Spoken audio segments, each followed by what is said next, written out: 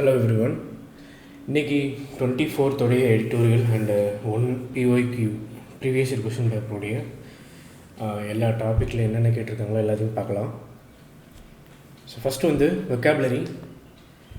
இன்னைக்கு மொத்தம் 6 புது வேர்ட்ஸ், less heard words என்ன அப்படின்னு பார்க்கலாம். அதனுடைய யூசேஜ் வந்து பின்னாடி எடிட்டோரியலில் பார்ப்போம். ஃபஸ்ட்டு வந்து அவுட்ரீச் மீன்ஸ் இதுக்கு நிறைய மீனிங்ஸ் இருக்குது. ஒன்று வந்து an effort to bring services or information. ஒருத்தர் வந்து சம் குரூப்பில் இல்லாத ஒருத்தர் வந்து அந்த குரூப்பில் சும்மா இன்வைட் பண்ணியிருந்தாங்க அப்படின்னா அந்த குரூப்போடைய இன்ஃபர்மேஷன் என்ன அப்படிங்கிறத கேதர் பண்ணுறது, ஓகேவா? அதை தான் வந்து அவுட்ரீச். சரி, பிகாஸ் அந்த குரூப்பில் அவர் இல்லை, ஓகே, பட் அந்த குரூப்போட இன்டென்ஷன் என்ன இல்லை அப்படிங்கிறத அந்த இன்ஃபர்மேஷனை தெரிஞ்சுக்கிறதுக்கு யூஸ் பண்ணக்கூடிய வேர்டு தான் வந்து அவுட்ரீச். இன்னொன்று வந்து டு பி இன்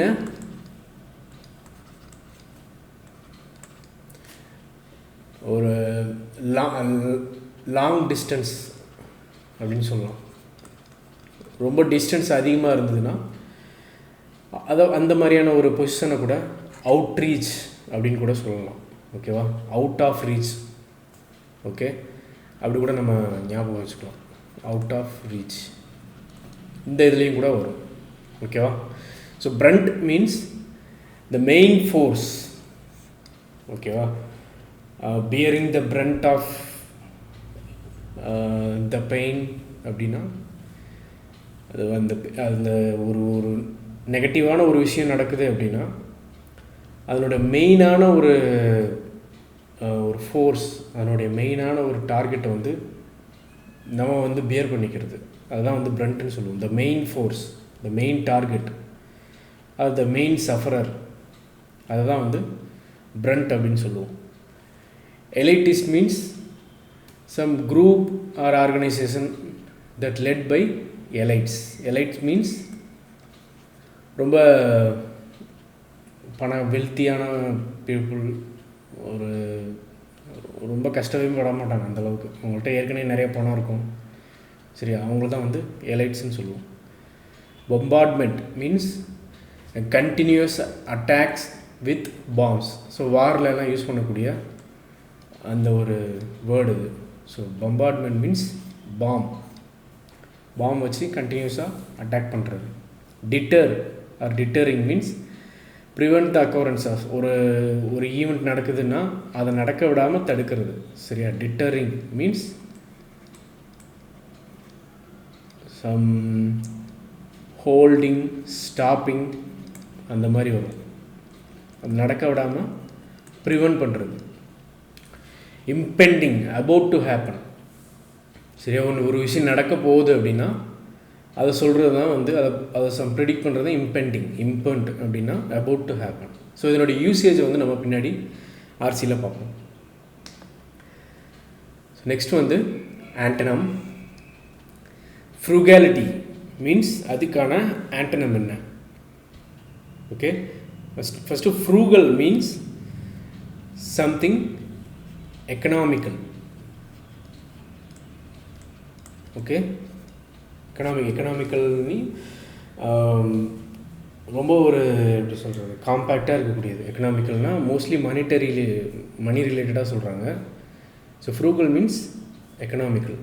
ஸோ அதுக்கு ஆண்டனம் என்ன? எக்ஸ்ட்ராவேஜன்ஸ், ஓகே? எக்ஸ்ட்ராவேஜன்ஸ்னால் ரொம்ப வரம்புக்கு மீறி செலவு பண்ணுறது, ஸ்பெண்டிங் மோர், சரியா? கணக்கு வழக்கே இல்லாமல் செலவு பண்ணுறது தான் வந்து எக்ஸ்ட்ராவேஜன்ஸ்னு சொல்லுவாங்க, okay? Next synonym. Tranquil means என்னது? ரொம்ப காமாக இருக்கிறது, okay? So no disturbance or calm. So இதுக்கு வந்து சினனம் என்ன? பீஸ்ஃபுல் தான். ஸோ மற்றதெல்லாம் பாருங்கள், ஆங்ஸியஸ், டைலமா, ஃபியர்ஸ், இதெல்லாம் வந்து அதுக்கு ஆப்போசிட்டான meaning. So tranquil means calm or no disturbance. Next, antonym of the word given in brackets.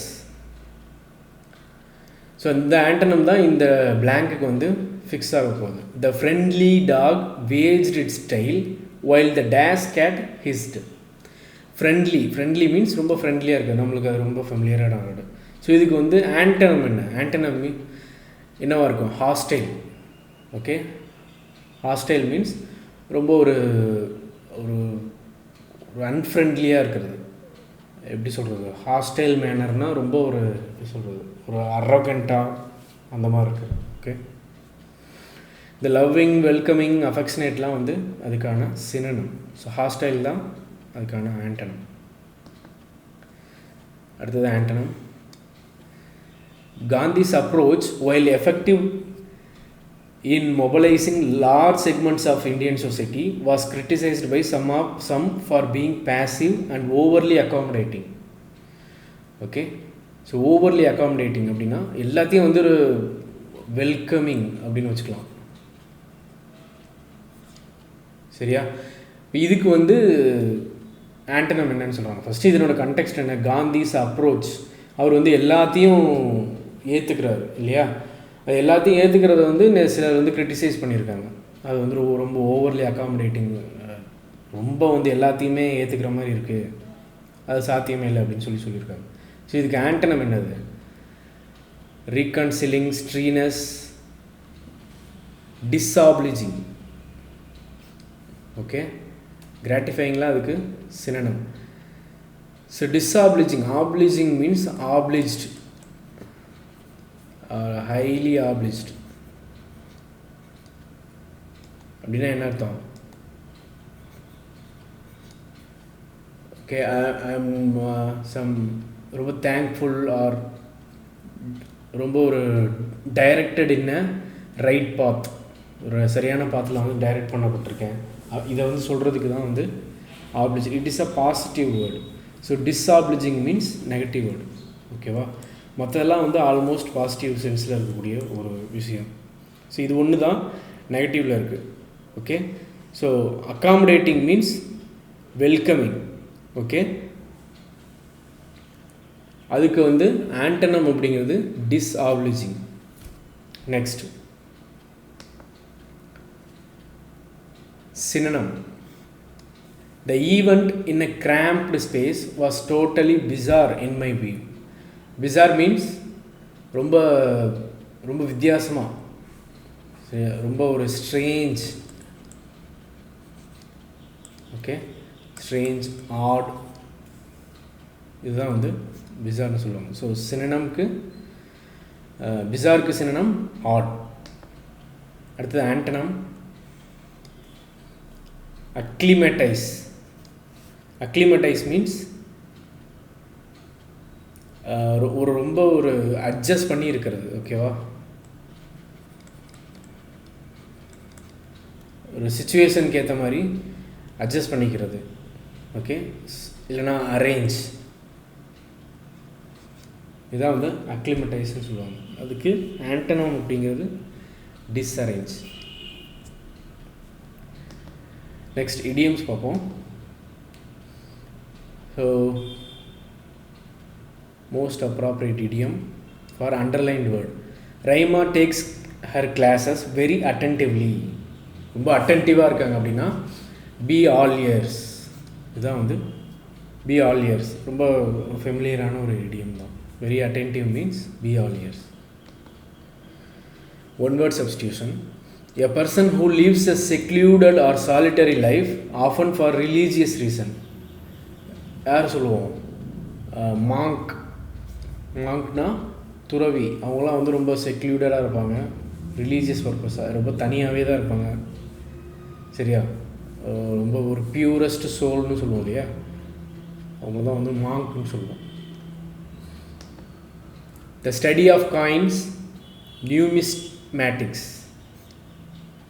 So minting அதெல்லாம் கரன்சின்றதெல்லாம் வந்து அந்த கரன்சியை பிரிண்ட் பண்ணக்கூடிய இடம் நியூமிஸ்மேட்டிக்ஸ் தான் வரும். appropriate idiom for given situation. Geetika spoke a lot about her movie. However, it came to nothing in theaters. நிறைய பேசுகிறாங்க, ஆனால் ரிசல்ட் வந்து அவுட்கம் வந்து பெருசாக எதுவும் இல்லை. Okay, to end in smoke. ஓகேவா, இதான் வந்து சரியான இடியம் வரும். நெக்ஸ்ட்டு இன்றைக்கியான ஆர்டிக்கிள் வந்து ரீசெண்டாக நம்ம பிரைம் மினிஸ்டர் G7 மீட்டப்புக்கு வந்து போயிருக்காரு இல்லையா, அதை பற்றி தான் வந்து இன்றைக்கி பார்க்க போகிறோம். அதில் வந்து இந்தியாவுடைய G7 வந்து இந்தியா கிடையாது, G7 குரூப்பில் வந்து இந்தியா கிடையாது. அது வந்து ரொம்ப ஒரு வெஸ்டர்ன் கண்ட்ரிஸ் மட்டும் ஆல்மோஸ்ட் இருக்க மாதிரி தான் இருக்கும். அதில் இந்தியா அந்த குரூப் மீட்டிங்க்கு வந்து இந்தியன் பிரைம் மினிஸ்டரை கூப்பிட வேண்டியது அதனுடைய என்ன நோக்கம், அதனால் கூப்பிட்ருக்காங்க. அப்படி போகிறதுனால அந்த இந்தியாவுடைய ஒரு எந்த அளவுக்கு இம்பார்ட்டன்ஸ் இருக்குது. ஓகேவா, இந்தியா மட்டும் கூப்பிடல, இன்னும் நிறையா கண்ட்ரிஸ் வந்து குரூப் 7 இல்லாத கண்ட்ரிஸ்லாம் இன்வைட் பண்ணியிருக்காங்க. பட் இருந்தாலும் இந்தியாவோட ப்ரெசன்ஸ் அப்படிங்கிறது வந்து ரொம்ப இம்பார்ட்டண்ட்டாக பார்க்கப்படுது. அது ஏன் அப்படின்றத பற்றி தான் இந்த ஆர்டிக்கிளில் டிஸ்கஸ் பண்ணியிருக்காங்க. ரீட் பண்ணுங்கள் பார்ப்போம்.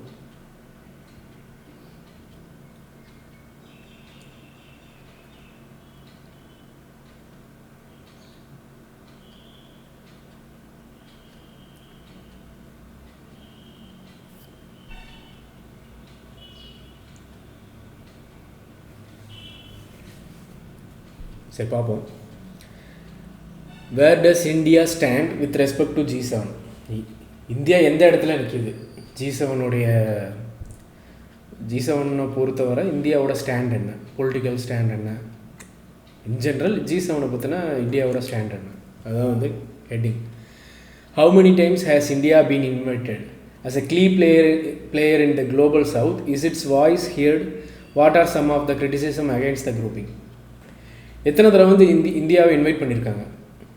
ஓகேவா, இந்தியா இன்வைட் பண்ணப்பட்டிருக்கு. ஸோ இந்தியா அப்படிங்கிறது வந்து குளோபல் சவுத்தோடைய கீ பிளேயர்.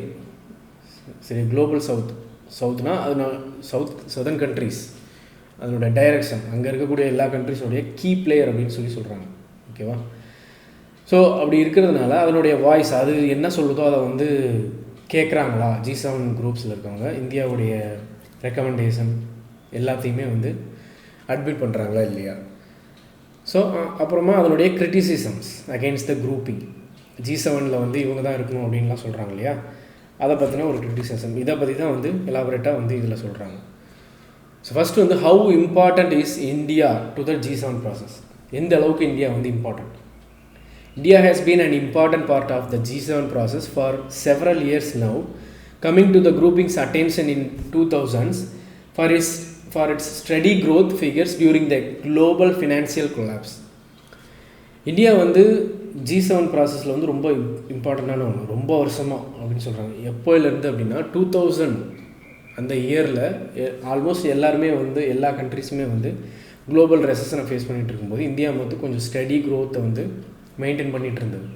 ஸோ அதுலேருந்தே இந்தியா மேலே ஒரு இம்பார்ட்டன்ஸ் அப்படின்றது க்ரியேட் ஆகிருக்கு, especially group 7க்கு.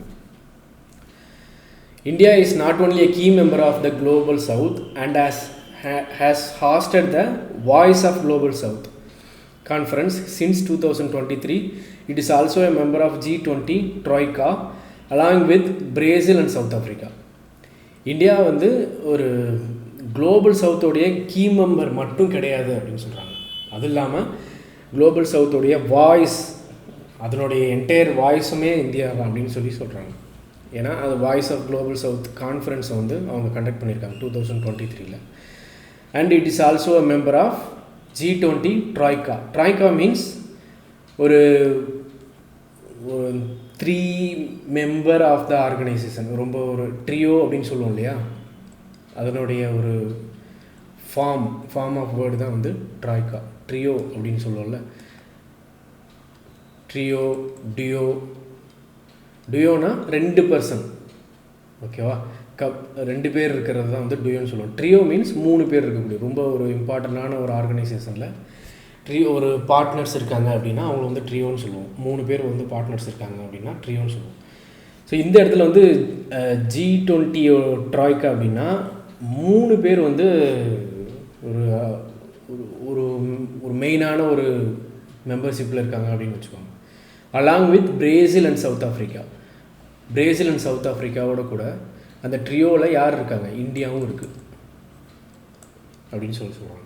So voice of the global south கான்ஃபரன்ஸை மட்டும் இந்தியா கண்டக்ட் பண்ணல, அது இல்லாமல் G20 மெம்பர்ஷிப்பில் இருக்கக்கூடிய troika along with Brazil and South ஆஃப்ரிக்காவில் மெம்பர்லேயும் இருக்காங்க, G20 மெம்பராகவும் இருக்காங்க அப்படின்னு சொல்கிறாங்க. அதனால் வந்து அந்த ரொம்ப மெயினான குரூப்பிங்ஸ் G7 G20 இதிலலாம் வந்து இந்தியாவுடைய ப்ரெசன்ஸ்ன்றது ரொம்ப முக்கியம் அப்படின்னு சொல்ல வராங்க. Besides, prime minister Modi is a central figure at such outreaches, though India is not a member of the G7. So நம்ம PM Modi is a central figure at outreaches. அந்த ஒரு லென்த்தில் இல்லைனாலும் கூட ஒரு சென்ட்ரல் ஃபிகராக இருக்காங்க அப்படின்னு சொல்கிறாங்க. ஓகே, அவுட்ரீச்சஸ் மீன் அந்த G7 தான். G7ன்றது வந்து நம்ம பார்ட்டிசிபேட் பண்ண முடியாதனால அது அவுட்ரீச்சில் இருக்குதுன்னு சொல்கிறாங்க. So India is not a member of the G7. Other countries whose leaders attended the outreach were Algeria, Argentina, Brazil, Jordan, Kenya, Mauritania, Tunisia, Turkey and UAE. Among with the heads of the African Development Bank, the International Monetary Fund, the Organization of Economic Cooperation and Development, the United Nations and the World Bank. இவங்க எல்லாருமே வந்து G7 அந்த ப்ராசஸில் வந்து மீட்டிங்கில் வந்து பங்கேற்றிருக்காங்க. சரியா?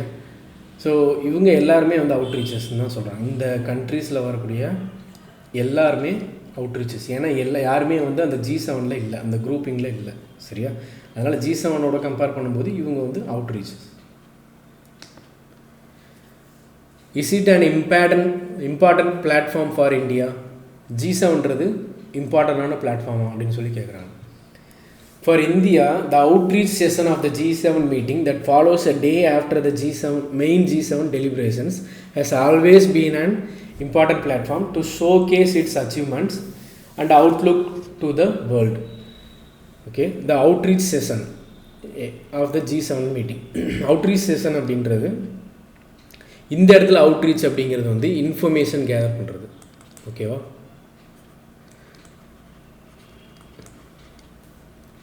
So to gain information.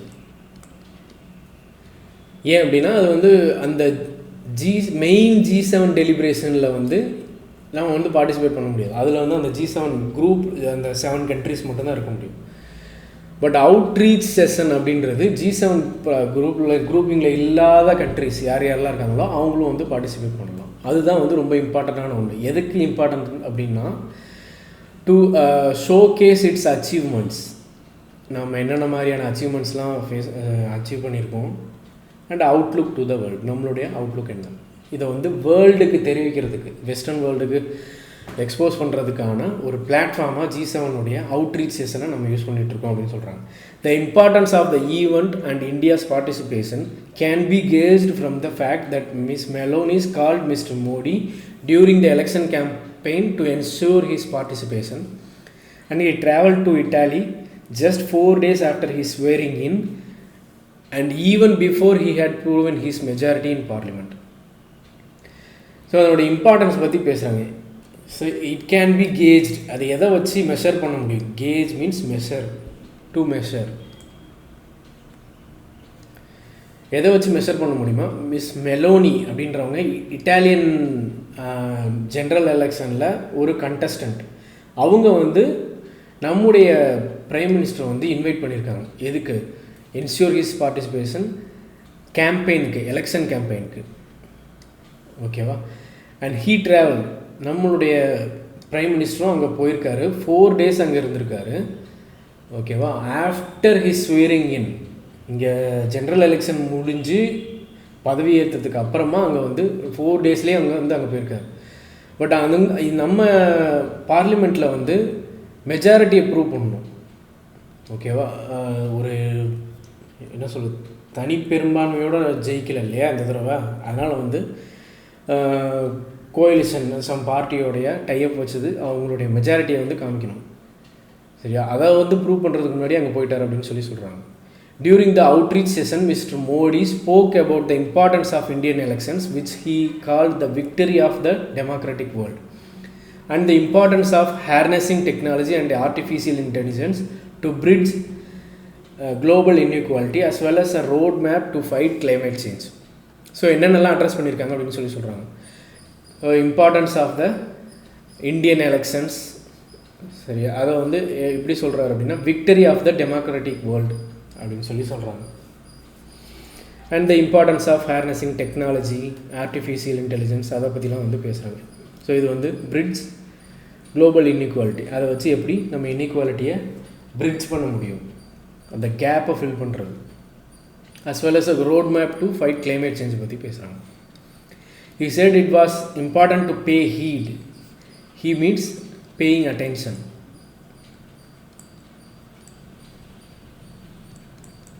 To the global south's concerns as it bears the brunt of global uncertainties and tension.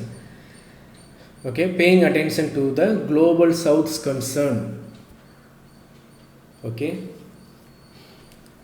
Global South's அப்படின்னா சதர்ன் கண்ட்ரி, அந்த டைரெக்ஷனில் இருக்கக்கூடிய எல்லா கண்ட்ரீஸினுடைய கன்சர்னை வந்து we should pay attention, because as it bears the brunt of global uncertainties and tension.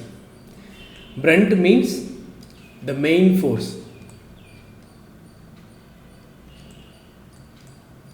எதனுடைய main force? Global uncertainties and tension. இதுக்கான ஒரு main force or main principal ஃபோர்ஸாக குளோபல் சவுத் இருக்கிறதுனால அதனுடைய கன்சர்னுக்கு நம்ம we have to pay attention. A reference to how the developing world looks at unilateral sanctions as well as food, fertilizer and energy security. Okay, இது எல்லாத்துக்குமே அன்சர்டைன்சிஸ் எந்தெந்த ஃபீல்டெல்லாம் face பண்ணுறோம் அப்படின்னு சொல்கிறாங்க. ஃபுட், ஃபெர்டிலைசர், எனர்ஜி செக்யூரிட்டி எல்லாத்துலேயுமே வந்து ஃபேஸ் பண்ணிகிட்ருக்கோம். Mr. Modi spent most of his time in bilateral meeting and held talks with UK Prime Minister Rishi Sunak, French President Emmanuel Macron, German Chancellor Olaf Scholz, Japan PM Fumio Kishida and Miss Meloni. Meloniன்றவங்க Italian president. Okay, அடுத்தது he also met with Ukraine President Volodymyr Zelensky, who was a special invitee. And after the photo op with all the leaders, he spent a few minutes with US President Biden. Okay, அவர் யார் யார் கூடலாம் spend பண்ணியிருக்காங்க, time spend பண்ணியிருக்காங்க அப்படின்னு சொல்லியிருக்காங்க. What is the future of G7? G7 உடைய future என்ன? The G7 is increasingly under attack for being an elitist, non-inclusive group that doesn't include 3 of the world's top 10 economies, China, India, Brazil, or representation from the rest of the world like G20 does. For example, G7 வந்து increasingly under attack. சரி, attack பண்ணுற ஒரு பொசிஷன்லேயே வந்து இருந்துகிட்ருக்கு. எதனால் அப்படின்னா it has become an elitist group. எலைட்டிஸ்ட்னா led by group of elites. ரொம்ப ஒரு ஹை ஸ்டாண்டர்ட் ஆஃப் குரூப், ஒரு நல்ல வெல்த்தி குரூப், அவங்களால மட்டுமே அந்த குரூப்பில் இருக்க முடியுது. ஓகேவா? அதனால தான் it is increasingly under attack அப்படின்னு சொல்கிறாங்க. That doesn't include 3 of the world's top 10 economies. என்னது? சைனா, இந்தியா, பிரேசில், இந்த 3 எக்கனாமிஸையும் வந்து அவங்க இன்க்ளூட் பண்ணல அப்படின்னு சொல்கிறாங்க. Are representation from the rest of the world like G20 does. For example, G20ன்றது வந்து வேர்ல்டில் இருக்கக்கூடிய நிறைய வேரியஸ் டைரக்ஷனில் இருக்கக்கூடிய எல்லா பாயிண்ட் ஆஃப் வியூ, எல்லா காண்டினென்ட், எல்லா டைரெக்ஷனில் இருக்கக்கூடிய கண்ட்ரிஸையும் வந்து ரொம்ப மெயினான பார்ட்டிசிபெண்ட் அவங்க எல்லாத்தையுமே வந்து இன்க்ளூட் பண்ணியிருக்காங்க. பட் G7 அப்படின்றது அப்படி கிடையாது. ஸோ ரொம்ப செலக்டிவாக இருக்காங்க, நான் இன்க்ளூசிவ் குரூப்பாக அவங்க இருக்காங்க. In addition, the G7 which has not increased its membership. In fact, it decreased it by dropping Russia in 2014. is increasingly being challenged by a grouping like BRICS that has now doubled its size from the original Brazil, Russia, India, China, South Africa grouping to include other countries and energy majors like UAE, Saudi Arabia, Iran, as well as Egypt and Ethiopia. So அந்த G7 குரூப்பிங்கில் வந்து அதனுடைய membership வந்து increase பண்ணுறதுக்கு அது எந்த ஒரு ஸ்டெப்பும் அது எடுக்கலை. In fact it decreased it. Russia வந்து 2014 ட்ராப் பண்ணிடுச்சு. ஓகேவா, ஏற்கனவே ரஷ்யா இருந்திருக்கு, பட் அதுக்கு அதை வந்து ட்ராப் பண்ணிடுச்சு. And is increasingly being challenged by BRICS countries. BRICS கண்ட்ரீஸில் யார் யாரெல்லாம் இருக்கா? Brazil, Russia, China, India, China, South Africa. ஓகேவா, இதுலேருந்து இன்னும் கொஞ்சம் நிறைய கண்ட்ரிஸ் வந்து ஆட் பண்ணியிருக்காங்க. யார் யாரெல்லாம் பிரிக்ஸில் ஆட் பண்ணியிருக்காங்கன்னா UAE, Saudi Arabia, Iran, as well as Egypt and Ethiopia. That the G7 has been unable to change the course of Russia's invasion of Ukraine or stop Israel's devastating bombardment of Gaza or deterred China from its inroads into global connectivity and infrastructure and economic influence is raising more questions about its relevance. So G7 வந்து எதையும் பண்ண முடியல அப்படின்னு சொல்கிறாங்க. unable to change anything. நிறைய course of Russia's invasion of Ukraine அதையும் control பண்ண முடியல. ஸ்டாப் இஸ்ரேல்ஸ் டிவாஸ்டேட்டிங், ரொம்ப destructive. Devastating means destructive. bombardment means continuous shelling or bombing of Gaza. இது வந்து ஆன்கோயிங் வார் இஸ்ரேலுக்கும் காசா சிட்டிக்கும் நடந்துகிட்ருக்கு இல்லையா, ஹமாஸ்க்கு. Or deterred China from its inroads. Deterred means அதனுடைய ப்ராசஸை வந்து அதனுடைய ப்ரோக்ரெஸை ஸ்டாப் பண்ணுறதுக்கான எந்த ஒரு ஸ்டெப்பையும் கூட அதனால் எடுக்க முடியல அப்படின்னு சொல்கிறாங்க. என்னென்ன மாதிரியான ப்ரோக்ரெஸ்லாம் இருக்குது? சைனா வந்து ஒரு இன்ரோட்ஸ் ரோட் கன்ஸ்ட்ரக்ட் பண்ணிகிட்ருக்கு. சில்க் ரோட் நம்ம எல்லாருக்கும் தெரிஞ்ச ஒன்று, சில்க் ரோட். ஸோ குளோபல் கனெக்டிவிட்டியை இன்க்ரீஸ் பண்ணுறதுக்காக சில்க் ரோடு வந்து கன்ஸ்ட்ரக்ட் பண்ணிகிட்ருக்கு. அதை ஸ்டாப் பண்ண முடியல. And infrastructure and economic influence is rising more questions about its relevance. இதெல்லாம் எதுவுமே பண்ண முடியாதனால G7 ரிலவன்ஸை பற்றி அது ஒரு கேள்விக்குறியாக மாறிட்டுருக்கு. It remains to be seen how the G7, which may have a different composition of leaders given impending elections in the UK and the US, stands up to the challenge to reinvent itself as an effective grouping. So UK, USலாம் வந்து வேறு different composition of leaders, வேறு ஒரு leaders வந்துட்டாங்க. இப்போ இருக்கக்கூடிய லீடர்ஸ்க்கு பதிலாக வேறு ஒருத்தவங்க வந்துட்டாங்கன்னா அதனுடைய அபவுட் இம்பெண்டிங் எலெக்ஷன்ஸ் என்ன நடக்க போகுது. இம்போண்டிங் மீன்ஸ் அபவுட் டு ஹேப்பன். அந்த எலெக்ஷனில் என்ன நடக்க போகுதுன்றதை தெரிஞ்சுக்கிறது. ஓகேவா, அது மூலிமா வேறு ஒரு காம்போசிஷன் ஆஃப் லீடர்ஸ் வந்தாங்கன்னா அது மூலிமா G7 பர்ஃபார்மன்ஸ் எப்படி இருக்கும் அப்படின்றத பார்க்கலாம். It remains to be seen அப்படின்னு சொல்கிறாங்க. It will next convene for the annual summit in Canada's Alberta region in 2025. The question is whether India will continue to accept a spot on its margins. So it will next convene. Convenes mean convening. It means அதை பற்றி தெரிவிக்கிறது. Proposing something. ஓகேவா, the annual summit in Canada's அல்பர்டின் region இங்கே வந்து நடக்க போகுது. Next G7 submit 2025 நடக்கும். ஸோ கொஷின் நமக்கு என்ன கேள்வியாக இருக்குது அப்படின்னா, இந்தியா அப்பையும் வந்து will continue to accept a spot on its margin. அப்பையும் வந்து அதனுடைய spot, accept a spot means அப்பையும் வந்து பங்கேற்க போதா அப்படின்னு சொல்கிறாங்க. ஏன்னா இதுக்கு முன்னாடி ஏற்கனவே வந்து இந்தியா நிறைய தடவை G7 மீட்டிங் வந்து நடந்திருக்கு.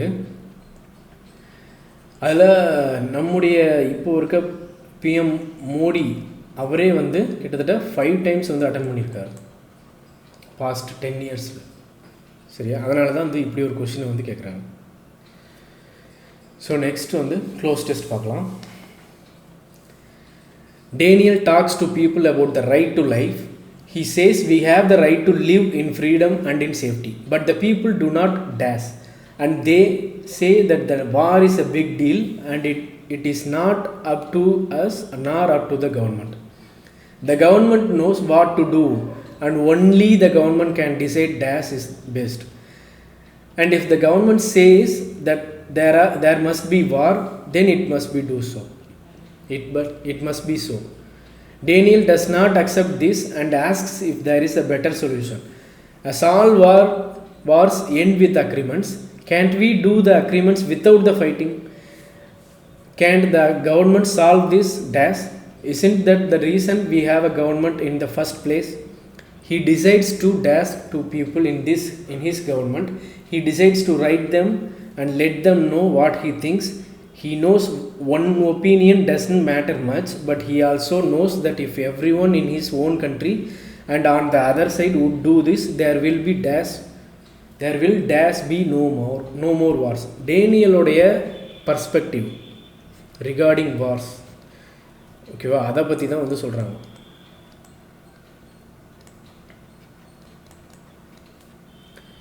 பர்ஸ்பெக்டிவ் ஆன் வார்ஸ், அதை பற்றி மட்டும் தான் பேசுகிறாங்க. ஓகேவா.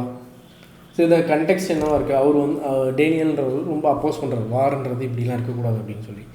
ஸோ கவர்மெண்ட்டோடைய இன்ஃப்ளூயன்ஸுன்றது ரொம்ப முக்கியம். பட் அது ஏன் வந்து ப்ராப்பராக அதுக்கான எந்த ஆக்ஷனையும் எடுக்க மாட்டேங்குது, அதை பற்றி வந்து பேசுகிறாங்க. ஓகேவா. Daniel talks to people about the right to life. He says we have the right to live in freedom and in safety. Okay, right to live in freedom and safety, இது ரெண்டையும் வந்து war destroy பண்ணிடுது. Okay, அதை பற்றி தான் வந்து பேசுகிறாரு. But the people do not dash and they say that the war is a big deal and it is not up to us nor up to the government.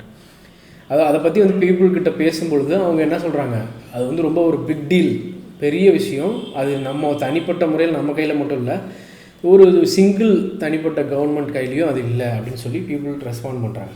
So but the people to not agri. அவன் என்ன சொல்கிறானோ அதை வந்து agri பண்ணிக்க மாட்டாங்க.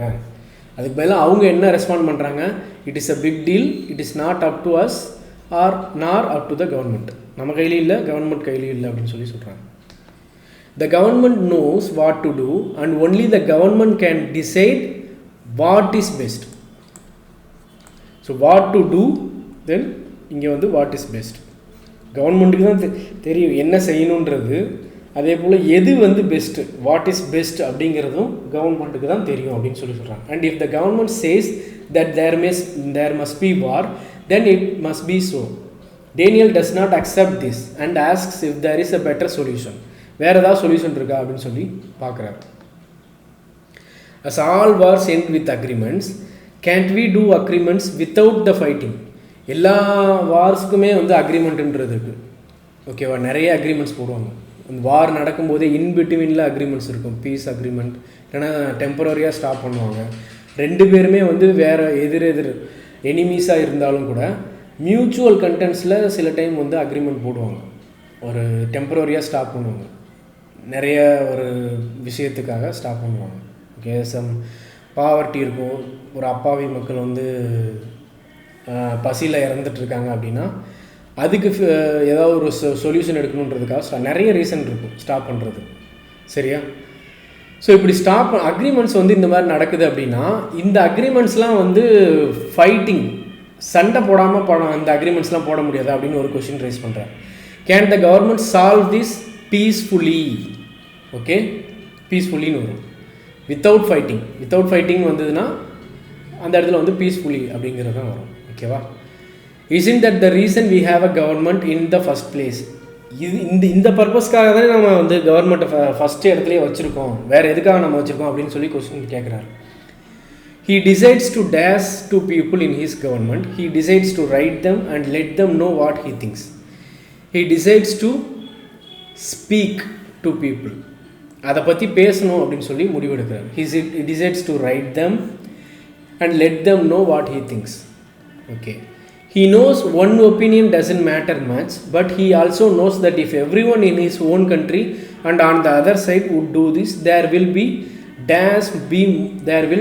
be more wars. So one opinion, அவரோட ஒருத்தரோட opinion மட்டும் பெருசாக வந்து எந்த ஒரு கன்சிடரேஷனும் இருக்காது. But he also knows that if everyone in his own country and on the other side would do this, there will dash be no more wars அப்படின்னு சொல்கிறாங்க. Probably there will probably no more wars. ஓகேவா? Because இங்கே if கிளாஸில் வந்திருக்கு இல்லையா, இந்த இடத்துல வந்து அவர் ஒருத்தரோட ஒப்பீனியன் மட்டும் பெருசாக எந்த இம்பேக்டையும் க்ரியேட் பண்ணாது. ஆனால் அவருடைய ஓன் கண்ட்ரியில் நிறைய பேர்த்தோட எவ்ரி ஒன் அதை பேசி அதில் எழுதி நிறைய பிளாட்ஃபார்மில் அதை கன்வீன் பண்ணிட்டார் அப்படின்னா, அதே போல் அந்த வார் நடக்கக்கூடிய அதர் கண்ட்ரீஸ்லேயும் வந்து அதை பற்றி பேச ஆரம்பித்தாங்க அப்படின்னா, there will be probably be no more wars அப்படின்னு சொல்கிறாங்க. இது நடந்ததுன்னா அந்த மாதிரியான ஒரு வார் அப்படிங்கிறது நடக்காது அப்படின்னு சொல்கிறாங்க. அடுத்தது வந்து parajumbles. ரீட் பண்ணுங்கள். have to deal with about the terrible traffic on his way to work. Nishit begins thinking he will surely. So இது ஃபஸ்ட்டு வந்து படிக்கும்போது இது ஒரே ஒரு சென்டென்ஸ் தான், ஒன் சென்டென்ஸை தான் வந்து 5ஆக பிரிச்சிருக்காங்க. ஓகேவா? ஸோ இந்த இடத்துல வந்து ஃபஸ்ட்டு நம்ம படிக்கும்போதே தெரியுது, இதுதான் ஃபஸ்ட்டு வரும். நிஷித் பிகின்ஸ் திங்கிங் அபவுட், எதை பற்றி திங்க் பண்ணுறாரு? About the terrible traffic. இதுதான் வந்து செகண்ட் வரும். ஓகேவா? About the terrible traffic, have to deal with on his way to work, he will surely. Okay, have to deal with இதுக்கு அடுத்ததாக வருது, பட் ஹீ வில் ஷியோர்லின்னு இருக்கு இல்லையா? ஸோ இது மட்டும் தனியாக தெரியும். ஸோ அதுக்கேற்ற மாதிரி இதை அரேஞ்ச் பண்ணணும். So Nishith begins thinking about the terrible traffic, he will surely, the terrible traffic பற்றி திங்க் பண்ணுறான். he will surely have to deal with. Okay, அந்த கண்டினியூட்டி இப்படி தான் வருது. have to deal with on his way to work. ஓகேவா? So அப்போ D, B, E and A, C, option 1. So இது ரொம்ப ஈஸியான ஒன்று தான். 5 பார்ட்டாக ஒரு சென்டென்ஸை பிரிச்சிருக்கிறதுனால கொஞ்சம் கஷ்டமாக இருக்கும். பட் அதை வந்து நீங்கள் ஒன்றோட ஒன்று அலைன் பண்ணி பார்க்கணும். உன்னோட இது வரலாமா, இது வரலாமா, இதுக்கடுத்து இது வரலாமா, இதுக்கடுத்தது வந்து இது வரலாமா, இது இங்கே வரலாமா அப்படின்னு சொல்லி அலைன் பண்ணி இன்டர்பிரட் பண்ணி பார்க்கணும் மீனிங்கோட. இது வந்து ரொம்ப ரொம்ப இம்பார்ட்டண்டான ஒன்று. நெக்ஸ்ட்டு கிராமர் பார்க்கலாம். Select the appropriate option and இந்த அண்டர்லைன் வேர்டுக்கு ஒரு appropriate substitution. When I reached the marketplace, the coconuts was already sold. Coconuts அப்படின்றது வந்து ப்ளூரலில் இருக்கு இல்லையா? ஸோ இங்கேயும் இந்த ஹெல்பிங் வேர்பும் வந்து ப்ளூரலில் தான் இருக்கும். So were already sold. Okay, simple. So error. In course by time, he was wise enough to realize the mistakes of his past life. In course of time னு வரும். ஓகேவா? இதுதான் வந்து in course of the phrase, in course of time. So இதுதான் error. The grammatically correct version of the following sentence. இதில் வந்து grammatical error இருக்குது. இதனுடைய கரெக்ட் கிராமட்டிக்கல் சென்டென்ஸ் என்ன அப்படின்றத ஆப்ஷனில் கொடுத்துருக்காங்க, அதை சூஸ் பண்ணுங்க. The young pirate is more cleverer than the captain of the ship. இங்கே வந்து கம்பேரிட்டிவ் டிகிரி கொடுத்துருக்காங்க இல்லையா? இந்த கம்பேரிட்டிவ் டிகிரியில் வந்து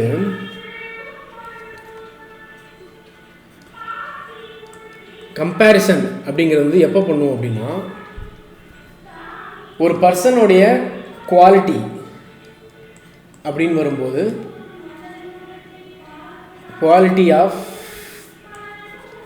அ பர்சன் அதை பற்றி பேசும்போது இந்த இடத்துல வந்து கிளவர் ஆர் ஹானஸ்ட் இந்த மாதிரி வந்து அதில் அந்த பர்சனுடைய குவாலிட்டியை பற்றி பேசும்போது மோர் கிளவரர் அப்படின்லாம் வந்து வராது. மோர் அப்படிங்கிறது வந்து வராது.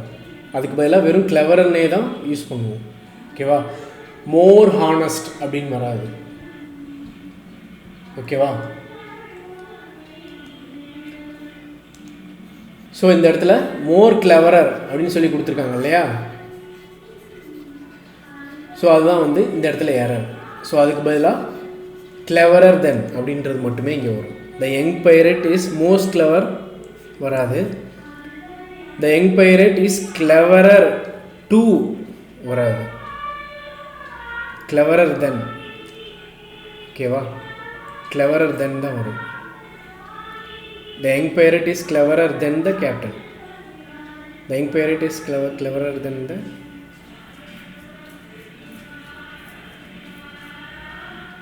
younger pirate னு கொடுத்துருக்காங்க, அதனால தான் இது. ஓகே ஓகே, இதான் option. The young pirate is, இங்கே மோர் மட்டும் வராது. Next, so correct spelling of the given sentences. although, இந்த althougல வந்து வேறு இருக்குது. although இது வரும். அதே போல் although the book was difficult to read, I persisted and eventually, ரெண்டு எல் வரும். ஓகேவா, understood the complex ideas. although, okay, although the book was difficult to read, இது வரைக்கும் எந்த எரரும் இல்லை. I persisted and eventually understood the complex ideas. இதுதான் வந்து error free. இங்கே என்ன error? although the book was difficult to read and I persisted, இங்கே persist இது வரும், I வரும், இங்கே E வந்துருக்கு. and eventually understood the complex ideas.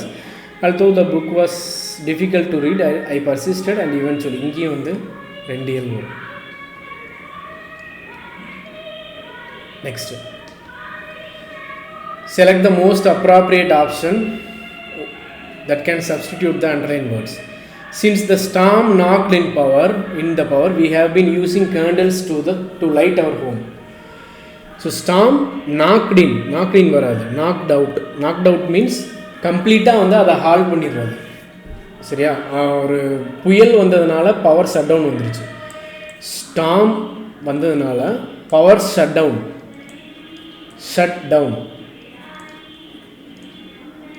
ஓகேவா, இங்கே வந்து என்ன சொல்கிறோம், ஷட் டவுன்னு தானே சொல்கிறோம். ஸோ ஷட் இன் அப்படின்னு நம்ம சொல்கிறது இல்லை, ஷட் இன் நம்ம சொல்கிறோம். அதே போல் அங்கே நாக்ட் அவுட்டுன்னு தான் வரும். நாக்ட் இன்னுன்றது வராது. ஓகேவா, நாக்ட் இன் வராது. So the storm knocked out the power. The most appropriate option can substitute. இந்த இடத்துல இது என்ன வரும், could you please tell me which languages you are fluent in. ஓகேவா, இதுக்கு most appropriate option என்ன சொல்லுவாங்க, you speak fluently.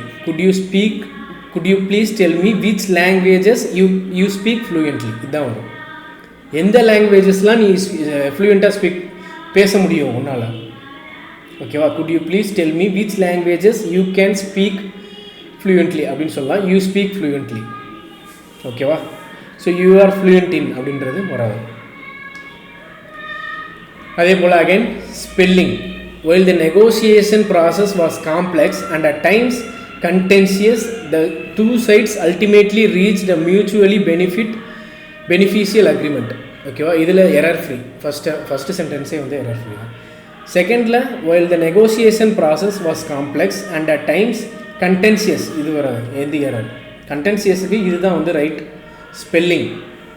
the two sides ultimately reached a mutually beneficial agreement. while the negotiation process was complex and at times contentious, again இதுதான் error. இந்த negotiation, இதுலேயும் வந்து நெகோசியேஷனுக்கு இதுதான் கரெக்ட் ஸ்பெல்லிங். ஓகேவா, ஸோ அடுத்தது பேசிவ் வாய்ஸில் சேஞ்ச் பண்ணணும். Moti has thrown the balls. So has thrown means present பர்ஃபெக்டில் இருக்குது. ஸோ சூஸ் பண்ணக்கூடிய சென்டென்ஸும் வந்து ப்ரெசன்ட் பர்ஃபெக்ட்லேயே இருக்கணும். The balls have been thrown, இது வராது. த பால்ஸ் வேர் த்ரோன், இது பாஸ்டில் இருக்குது. The balls were being thrown, no. The balls, sorry, wait a minute. So have been thrown அப்படின்றது வராது. வேர் பீயிங் த்ரோன், இது வந்து கண்டினியூஸ் ஃபார்மில் இருக்குது, பாஸ்ட் கண்டினியூஸ் ஃபார்மில் இருக்குது, வராது கண்டிப்பாக. ஸோ வேர் த்ரோன் இதான் வந்து வரும். ஓகேவா, ஸோ ப்ரெசன்ட் பர்ஃபெக்டில் இருக்கு இல்லையா, ஸோ ஏற்கனவே தூக்கி போட்டான் அந்த பால்ஸை. ஓகே, ஸோ அதுதான் வந்து the balls were thrown by Moti, அதுதான் வரும் கரெக்டான சென்டென்ஸ். ஓகேவா, முடிஞ்சிருக்கக்கூடிய ஆக்ஷன் வந்து ரொம்ப முக்கியம். ஸோ இதுவும் வந்து ஹேட் பீன் த்ரோன் அப்படின்ட்டு இதுவும் வராது. Next passive voice. His brother needed some urgent help at that moment. So needed some simple past la irukku. So urgent help was needed by his brother at that moment. Okay, some urgent help இந்த இடத்துல some வரணும். So அதான் வந்து இங்கே வர error. some urgent help was needed by his brother at this moment இருக்கு. இந்த இடத்துல வந்து that moment.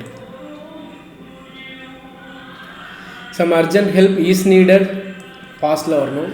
So some urgent help was needed by his brother at that time, at that moment. இதுதான் வந்து கரெக்ட் ஆப்ஷன்.